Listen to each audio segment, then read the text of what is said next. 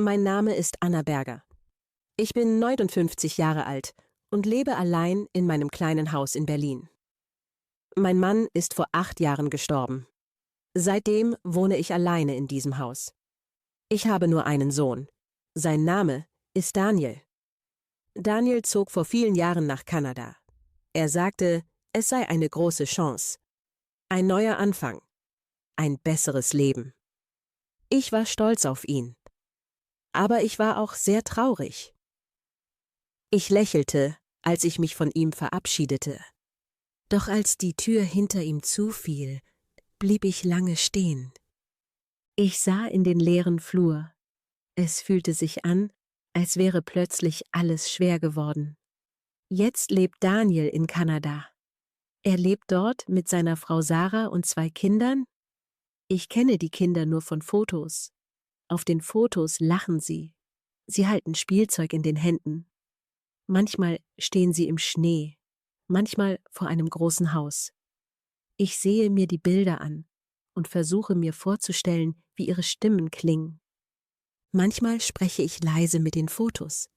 Ich sage dann: Ihr seid groß geworden. Ich weiß, dass Sie mich nicht hören können. Ich weiß auch, dass Sie mich nicht kennen. Für Sie bin ich nur eine fremde Frau.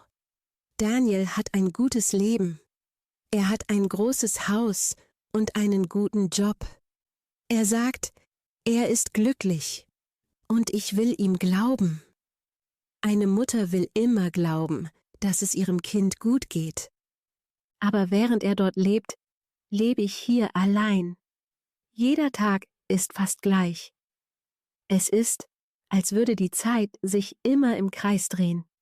Ich wache früh auf, oft noch vor der Sonne. Manchmal bleibe ich kurz im Bett liegen. Ich höre genau hin. Vielleicht ein Geräusch, ein Schritt, ein Schlüssel in der Tür. Irgendetwas, das mir zeigt, dass ich nicht allein bin. Aber ich höre nur das Ticken der Uhr oder Autos draußen auf der Straße. Dann stehe ich auf. Ich ziehe meinen Bademantel an und gehe in die Küche. Ich koche Wasser und mache mir Tee. Das mache ich jeden Tag. Danach putze ich das Haus. Ich wische Staub. Ich fege den Boden. Ich räume Dinge hin und her. Ich weiß, dass niemand kommt, der es sieht. Aber wenn ich nicht putze, habe ich zu viel Zeit zum Nachdenken. Und das ist gefährlich.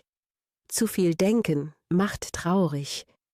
Es kann einen nachts wach halten oder plötzlich zum Weinen bringen. Deshalb halte ich mich beschäftigt. Ich koche für mich selbst. Meistens einfache Sachen. Manchmal decke ich den Tisch ordentlich. So, als würde jemand mit mir essen. Dann merke ich es und muss kurz lachen. Aber das Lachen klingt anders in einem leeren Raum. Am Abend sitze ich oft im Wohnzimmer. Der Fernseher läuft. Nicht, weil ich richtig schaue, sondern weil ich Stimmen hören will. Stimmen füllen den Raum. Auch wenn sie nicht für mich sind. Niemand kommt, um mich zu besuchen. Früher sagten Nachbarn manchmal kurz Hallo. Aber mit der Zeit wird man unsichtbar. Jeder hat sein eigenes Leben, seine eigenen Sorgen. Irgendwann fragt niemand mehr, ob man noch da ist. Daniel ruft mich nicht oft an. Wenn das Telefon klingelt, schlägt mein Herz jedes Mal schneller. Meine Hände werden warm. Manchmal ist es nur Werbung oder eine falsche Nummer. Dann bleibe ich kurz stehen. Es fühlt sich an, als hätte mich jemand gestoßen. Manchmal ist es Daniel. Dann höre ich seine Stimme. Für ein paar Minuten fühlt sich alles leichter an. Er fragt, wie es mir geht. Ich sage immer: Gut, mein Junge, alles gut. Ich lüge nicht ganz, aber ich sage auch nicht die Wahrheit. Ich erzähle ihm nicht, wie lang die Abende sind. Ich erzähle ihm nicht, dass ich manchmal seine alte Jacke aus dem Schrank nehme.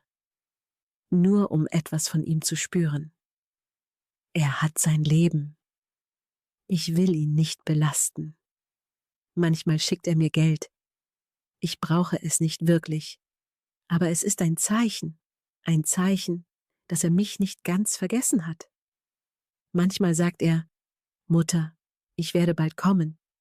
Jedes Mal, wenn er das sagt, wird es warm in mir. Ich stelle mir vor, wie er vor der Tür steht, wie ich ihm Tee mache, wie wir zusammen lachen.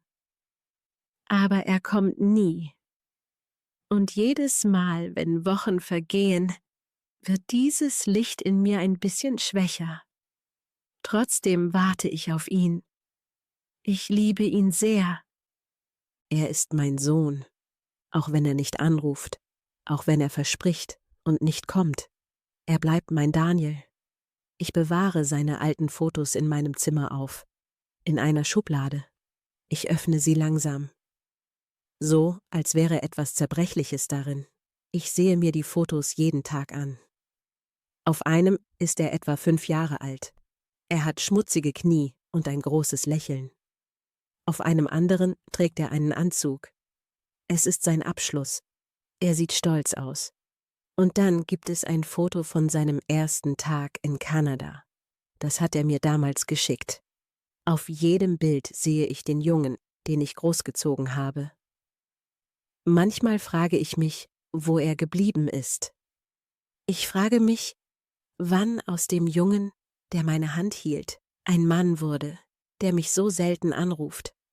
Und manchmal höre ich in meinem Kopf seine alte Stimme. Mama, ich bin gleich wieder da. Früher kam er immer zurück. Heute warte ich. Und die Tür bleibt still. Eines Tages, an einem Nachmittag, der zuerst ganz normal war, klopfte jemand an meine Tür.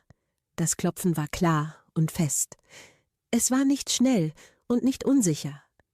Für einen Moment dachte ich hätte es mir nur eingebildet. Besuch kam sehr selten. Mein Herz schlug erst langsam und dann immer schneller. Ich blieb mitten im Wohnzimmer stehen und hörte genau hin. Dann klopfte es noch einmal. Mein Atem wurde flach. Ich ging langsam zur Tür. Ich hatte Angst, dass der Moment verschwindet, wenn ich mich zu schnell bewege. Als ich die Tür öffnete, stand er vor mir. Daniel. Für einen kurzen Moment konnte ich nichts sagen. Ich sah ihn nur an. Ich suchte in seinem Gesicht den Jungen von früher. Gleichzeitig sah ich den Mann, der er jetzt war. Er lächelte. Es war das Lächeln, das ich so gut kannte. Er sagte meinen Namen, so als wäre er nie weg gewesen. Ich sagte leise, Daniel, du bist wirklich gekommen? Meine Stimme zitterte, obwohl ich ruhig bleiben wollte. Er nickte und kam einen Schritt näher. In diesem Moment konnte ich mich nicht mehr halten. Ich umarmte ihn fest, viel fester, als ich es geplant hatte. Meine Augen füllten sich mit Tränen. Sein Geruch war anders als früher. Aber er war trotzdem mein Sohn. Er sah gut aus. Er sah sicher aus. Er sah glücklich aus. Ein Teil von mir war sehr stolz auf ihn. Ich ließ ihn herein und schloss die Tür hinter ihm.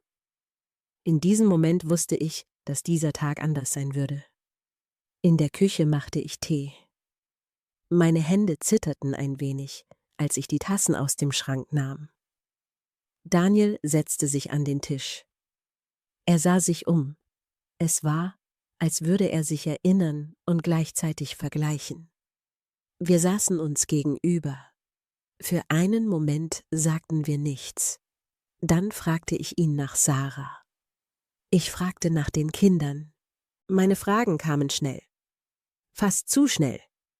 Ich wollte die vielen Jahre ohne ihn nachholen. Er antwortete ruhig. Er sagte, es gehe ihnen gut. Die Kinder würden wachsen. Sarah arbeite viel. Ich hörte jedes Wort sehr genau. Für mich waren seine Worte sehr wichtig. Ich wollte mir alles merken. Ich wollte Teil seines Lebens sein. Wenigstens für diesen Moment. Dann fragte ich ihn, warum er gekommen sei.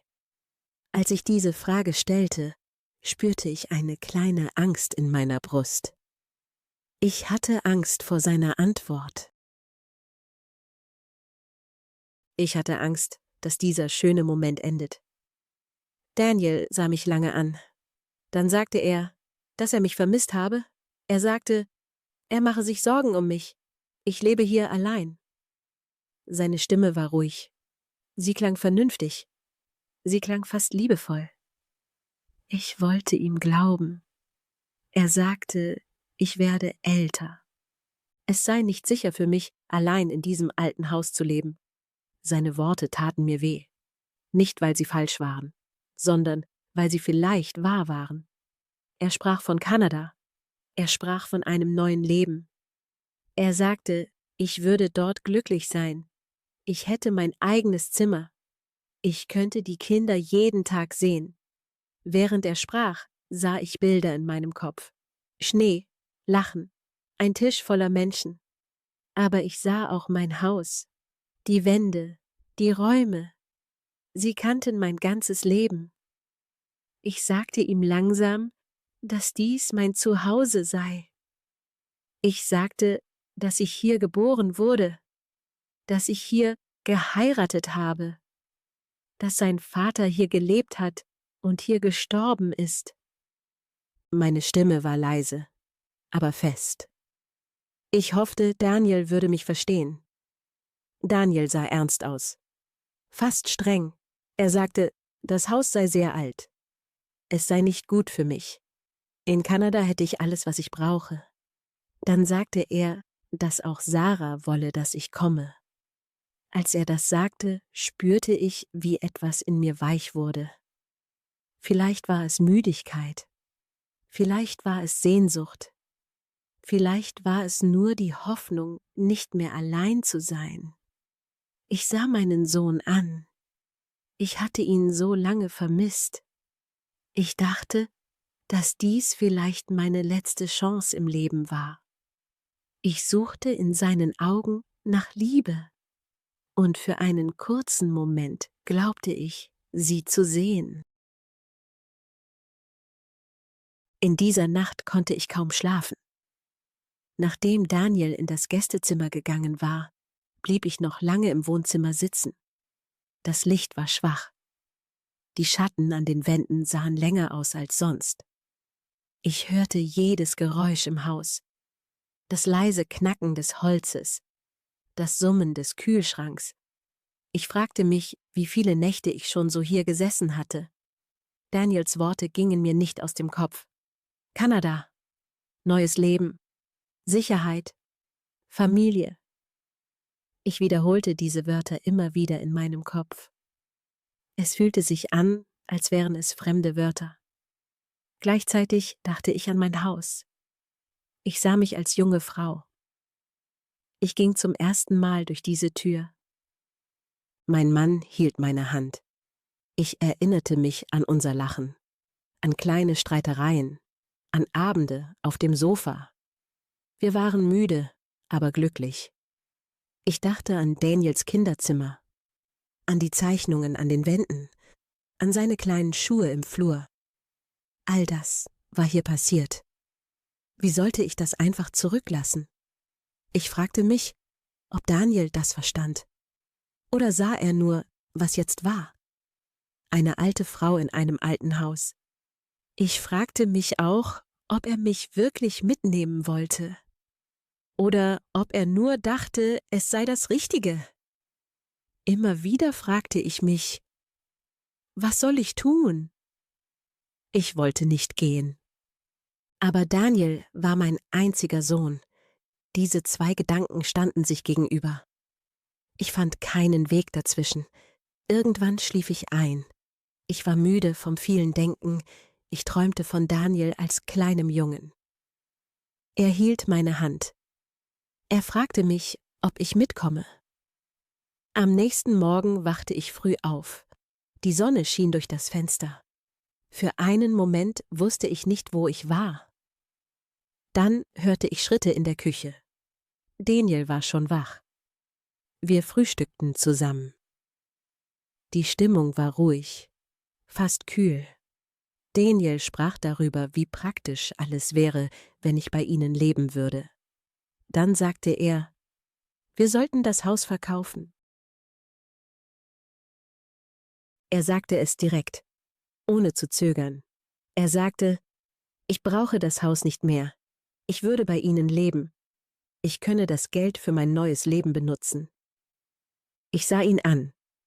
Ich versuchte, mehr in seinen Worten zu hören, als nur Vernunft. Er lächelte. Sein Lächeln war warm. Es war fast überzeugend. In mir kämpften zwei Stimmen. Die eine sagte, das sei falsch. Sie sagte, ich müsse vorsichtig sein. Man kann ein ganzes Leben nicht einfach verkaufen. Die andere Stimme sagte, das ist dein Sohn. Er meint es gut. Du musst ihm vertrauen.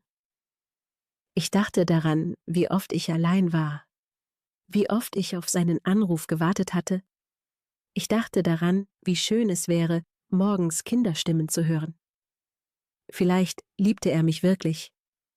Vielleicht war das sein Weg, sich um mich zu kümmern. Also sagte ich ja.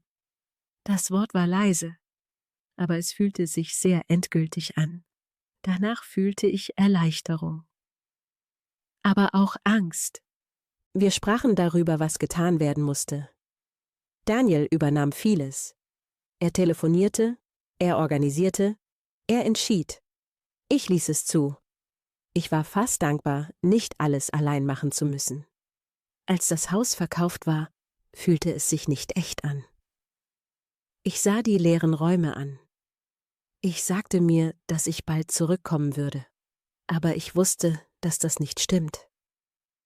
Daniel nahm das Geld. Ich sagte mir, dass es in Ordnung ist. Es ist für unser gemeinsames Leben. Ich packte meine Tasche langsam. Ich nahm nur das Wichtigste mit. Fotos, Kleidung, kleine Dinge, die mir Sicherheit gaben.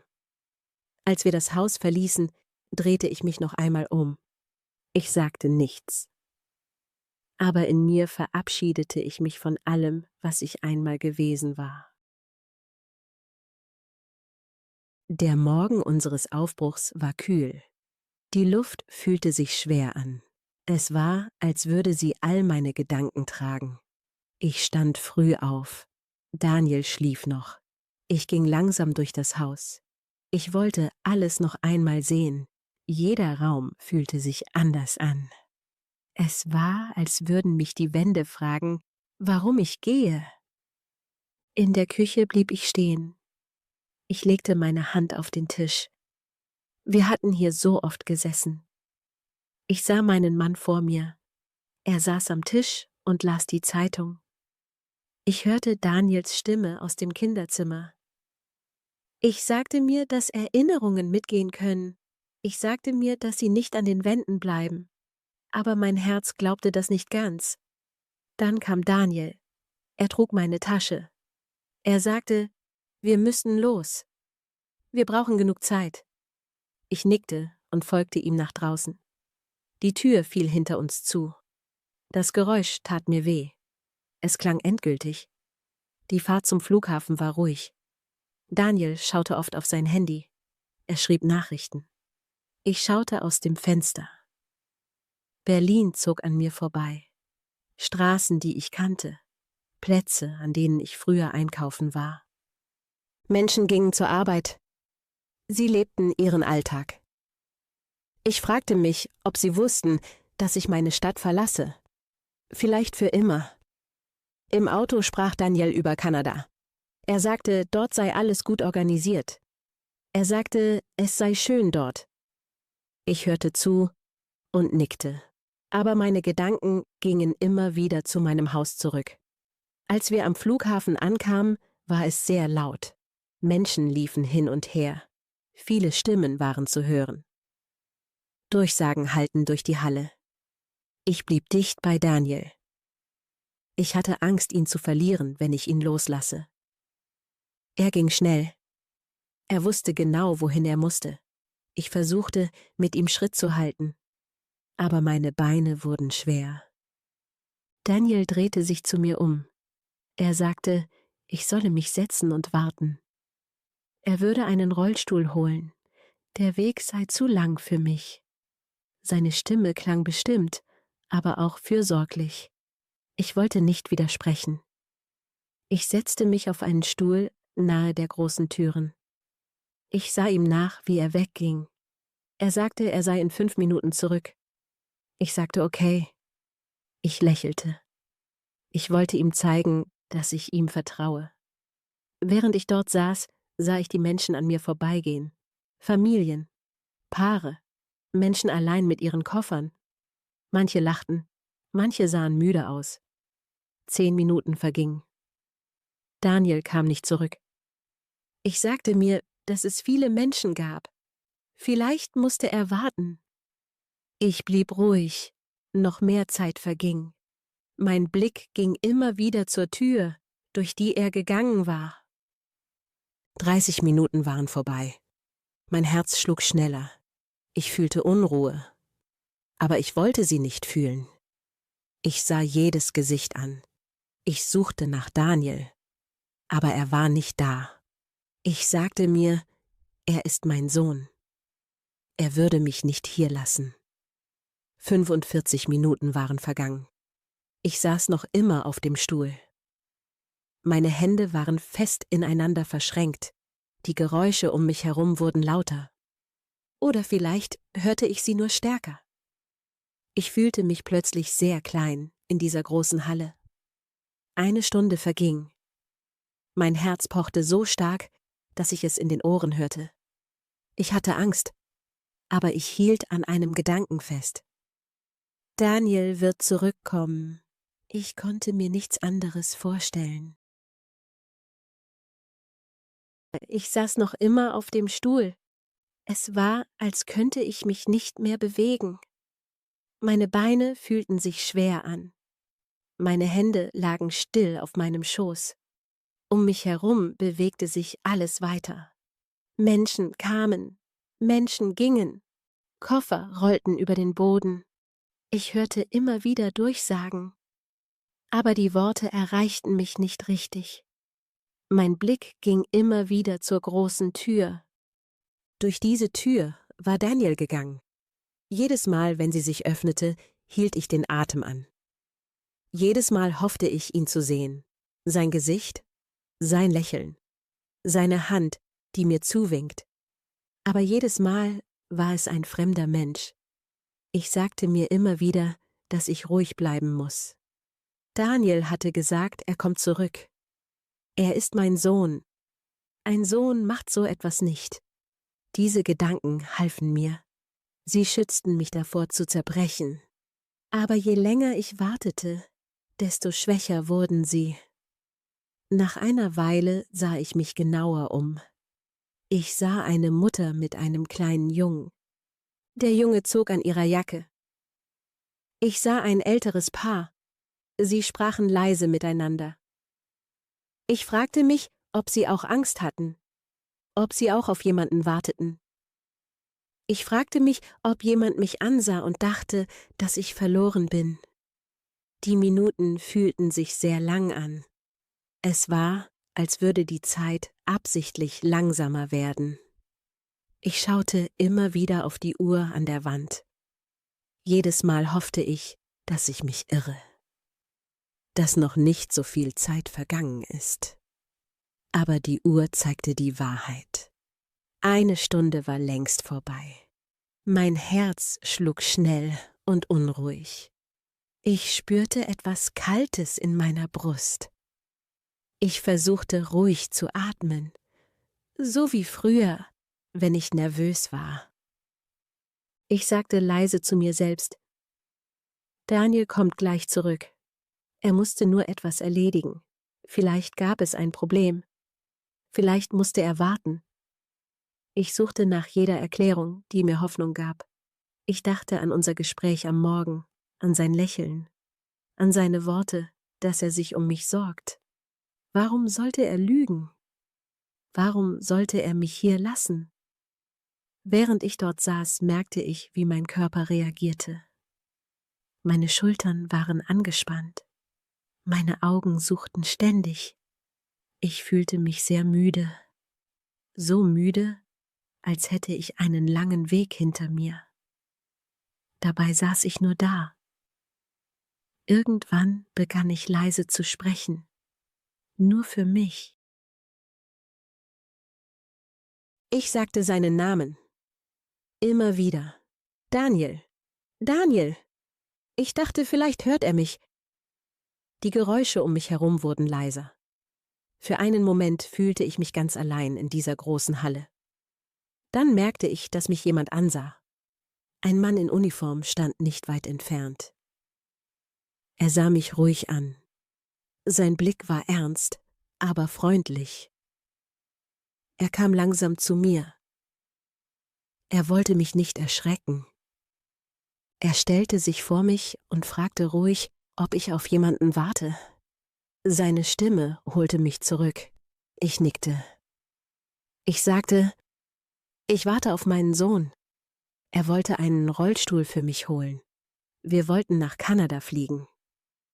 Während ich sprach, hörte ich selbst, wie schwach meine Hoffnung klang. Der Polizist hörte mir ruhig zu. Er unterbrach mich nicht. Dann fragte er, ob ich ein Foto von meinem Sohn habe. Meine Hände zitterten. Ich öffnete meine Tasche. Ich holte das Foto heraus, das ich immer bei mir trug. Ich zeigte ihm auch mein Ticket. Ich wollte zeigen, dass es einen Plan gab, dass ich nicht verrückt war. Der Polizist nickte langsam. Er sagte, ich solle hier warten. Er würde drinnen nachsehen. Ich sagte leise, danke. Als er wegging, fühlte ich mich etwas ruhiger, aber auch ängstlicher. Ich sah ihm nach, so wie ich vorher Daniel nachgesehen hatte. Ich hoffte, dass wenigstens einer von beiden zurückkommt.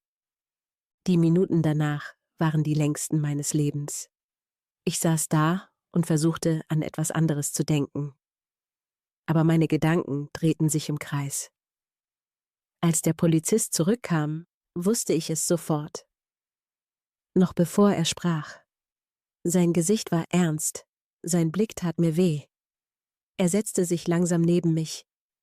Dann sagte er leise, es tue ihm leid. Er sagte, mein Sohn sei bereits in das Flugzeug gestiegen, allein. Das Flugzeug sei gestartet. Daniel habe keinen Rollstuhl genommen. In diesem Moment fühlte es sich an, als würde der Boden unter mir verschwinden. Für einen Moment konnte ich mich nicht bewegen. Die Worte des Polizisten waren in der Luft, aber sie kamen nicht richtig in meinem Kopf an. Es war, als würde die Zeit stehen bleiben. Mein Herz schlug einmal sehr stark. Dann fühlte es sich an, als wäre es kurz ganz still. Ich sah den Polizisten an und schüttelte langsam den Kopf. Nein, sagte ich sehr leise, fast wie ein Flüstern. Das ist nicht wahr. Mein Sohn Daniel liebt mich. Er hat gesagt, dass er mich mitnimmt. Meine Stimme klang fremd. Sie war schwach und unsicher. Aber ich hielt mich an ihr fest. Der Polizist sah mich ruhig an. In seinen Augen war kein Zweifel, nur Mitgefühl. Er sagte, er habe alles gesehen. Daniel habe seinen Pass gezeigt. Er sei allein in das Flugzeug gestiegen. Als er das sagte, stiegen mir Tränen in die Augen. Ich wollte sie zurückhalten. Ich wollte stark sein. Aber es ging nicht. Die Tränen liefen einfach über mein Gesicht. Heiß und ohne Ende. Etwas in mir zerbrach. Nicht laut, nicht plötzlich. Es ging langsam. Wie Glas, das erst kleine Risse bekommt und dann bricht. Ich begann zu weinen. Erst leise, dann immer stärker. Ich konnte nicht mehr aufhören. Mein Körper beugte sich nach vorne.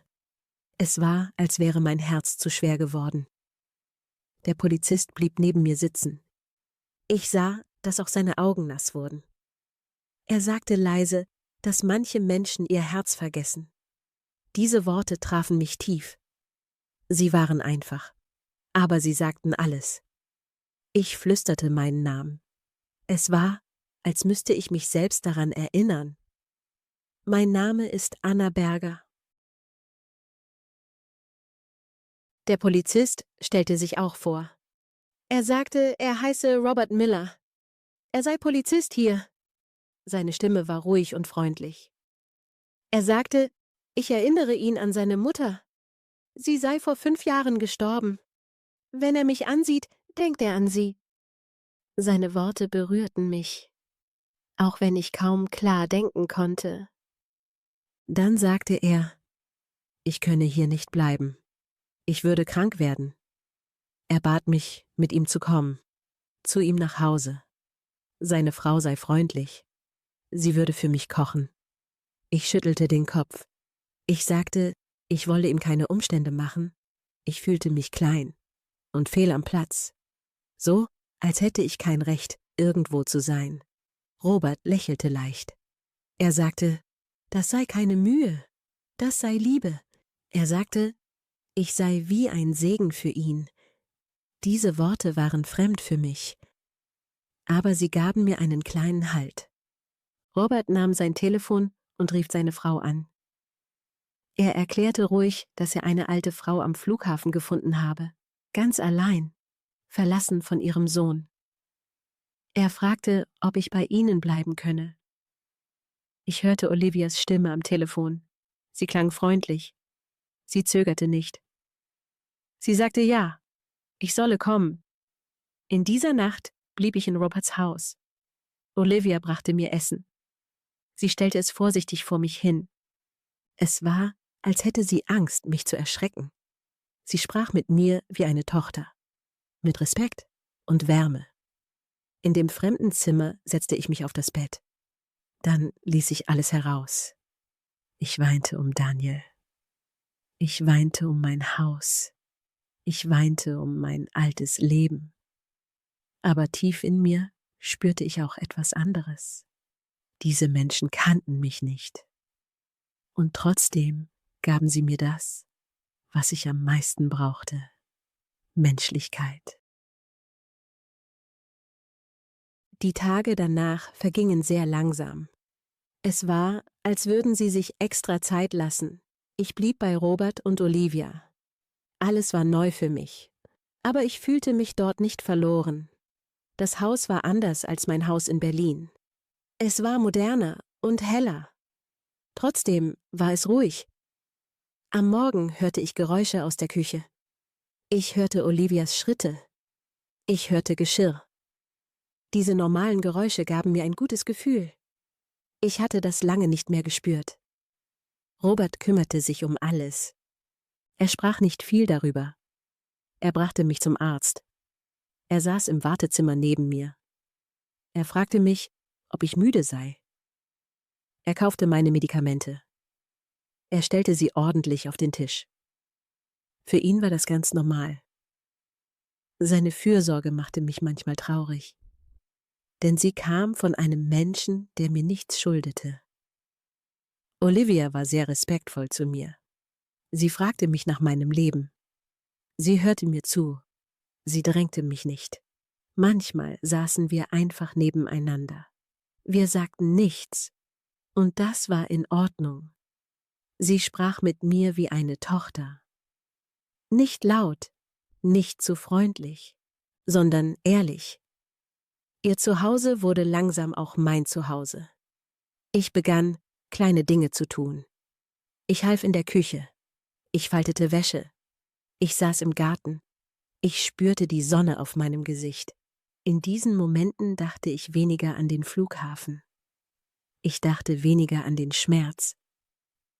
Aber in der Nacht kam alles zurück. Dann lag ich wach im Bett. Ich dachte an Daniel. Ich fragte mich, ob er an mich dachte.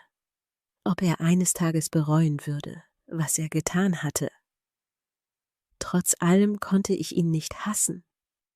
Trotz allem liebte ich ihn noch. Ich betete für ihn. Jeden Tag. Ich betete für seine Seele. Ich betete für seine Kinder, die er zurückgelassen hatte. Ich betete für Sarah. Vielleicht wusste sie nicht, was passiert war. Ich betete auch für mich selbst. Ich wollte nicht bitter werden. Die Zeit bei Robert und Olivia veränderte mich. Ich merkte, dass Liebe nicht laut sein muss. Liebe zeigt sich in kleinen Dingen, in einer Tasse Tee, in einer Decke, die jemand dir über die Schultern legt. Diese Menschen waren Fremde, und doch gaben sie mir mehr Nähe, als ich sie seit vielen Jahren gefühlt hatte. Manchmal saß ich im Wohnzimmer und sah Robert zu. Er las oder telefonierte. Dann dachte ich an seine Worte. Er hatte gesagt, ich erinnere ihn an seine Mutter. Vielleicht war das kein Zufall. Vielleicht hatte das Leben uns aus einem Grund zusammengeführt. Ich begann zu verstehen, dass Familie nicht nur Blut ist. Familie kann dort entstehen, wo jemand bleibt, wo jemand nicht geht, wenn es schwer wird. Und während die Tage vergingen, wurde mein Herz langsam ruhiger. Es war nicht mehr wie früher. Aber es tat nicht mehr so weh wie am Anfang. Eines Morgens begann der Tag ruhig. Das Licht fiel weich durch die Fenster. Ich bemerkte, dass Robert anders war als sonst. Er war still. Er wirkte nachdenklich. Dann klingelte sein Telefon. Ich sah, wie sich sein Gesicht veränderte. Er ging in ein anderes Zimmer und schloss die Tür. Ich hörte seine Stimme, aber nur leise. Ich konnte die Worte nicht verstehen. Trotzdem spürte ich, dass es etwas Wichtiges war. Als Robert später zurückkam, lächelte er mich an. Er sagte, alles sei in Ordnung. Ich glaubte ihm. So, wie ich früher meinem Sohn geglaubt hatte. Aber in seinen Augen sah ich Schmerz. Ich verstand ihn nicht. Was ich nicht wusste, war dies. Das Flugzeug, mit dem Daniel geflogen war abgestürzt. Es gab keine Überlebenden. Daniel war tot, aber Robert sagte es mir nicht. Er wusste, dass ich meinen Sohn immer noch liebte, trotz allem. Selbst nach dem, was Daniel mir angetan hatte, betete ich noch für ihn. In meinem Herzen war immer noch Hoffnung. Ich hoffte, dass er eines Tages zurückkommt. Ich hoffte, dass alles nur ein schlechter Traum war. Die Tage vergingen ruhig, einer nach dem anderen. Ich blieb bei Robert und Olivia. Ihr Haus wurde mein Zuhause. Ihre Gewohnheiten wurden Teil meines Lebens. Robert behandelte mich wie seine Mutter. Olivia gab mir Respekt und Würde. Ich fühlte mich nicht mehr wie eine Last. Ich fühlte mich gebraucht. Ich fühlte mich gesehen. Oft saß ich still da und betete. Ich betete für Daniels Seele. Ich wusste nicht, dass er schon gegangen war. Ich betete für seine Kinder. Ich betete für ihre Zukunft. Ich wollte, dass sie Liebe finden. Ich betete auch dafür, dass keine Mutter jemals fühlen muss, was ich am Flughafen gefühlt habe. Eines Tages fragte mich Robert, ob ich manchmal an mein altes Haus denke, ob ich zurückgehen möchte. Ich sah ihn an. In diesem Moment verstand ich, wie sehr sich mein Leben verändert hatte. Ich sagte, dass ich dieses Haus verloren habe. Aber ich sagte auch, dass ich hier ein neues Zuhause gefunden habe. Als ich das sagte, fühlte es sich richtig an. Daniel war fort. Aber ich hatte einen Sohn gefunden, der blieb. Nicht durch Geburt, sondern durch Mitgefühl. In meinem Herzen war noch Trauer. Aber sie war nicht mehr allein. Dankbarkeit war auch da. Und so lebte ich weiter. Nicht so, wie ich es geplant hatte, aber mit dem Wissen, dass Liebe manchmal dort erscheint, wo man sie am wenigsten erwartet.